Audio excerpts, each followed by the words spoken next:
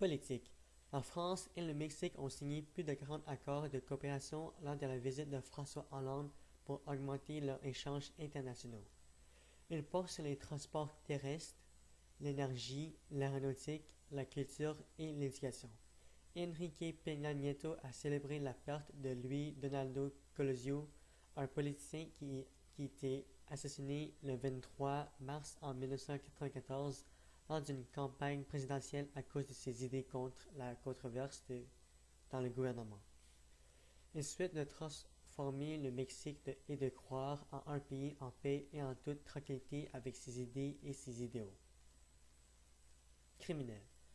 Enrique Quique Plancarte, un des chefs des chevaliers templiers, a été tué dans une fusillade contre l'armée le 31 mars dans l'état de Querétaro. Âgé de 43 ans, il a été soupçonné d'être la base financière du cartel.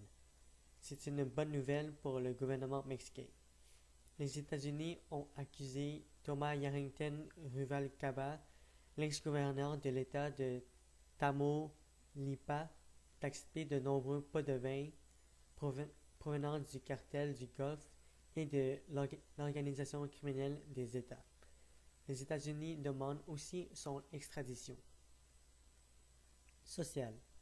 L'Organisation des Nations Unies a publié son deuxième rapport sur le bonheur 2013 le 20 mars.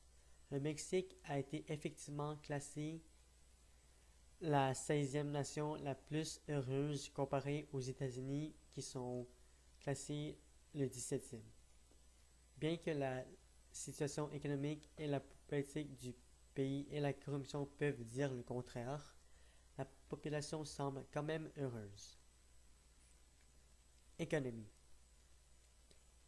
Enrique Peña Nieto a fait des réformes quant à l'exploitation des hydrocarbures par la compagnie nationale Pemex. En effet, il a supprimé le monopole de l'entreprise pétrolière puisque l'industrie diminuait à vue d'œil. De plus, la Chambre fédérale des députés a approuvé la création d'une pension universelle pour les personnes âgées de plus de 65 ans et d'une assurance chômage qui garantit le versement d'un salaire minimum sur une période maximum de 6 mois aux chômeurs. Aussi, le Mexique et les États-Unis ont signé un accord bilatéral stratégique pour consolider la législation douanière.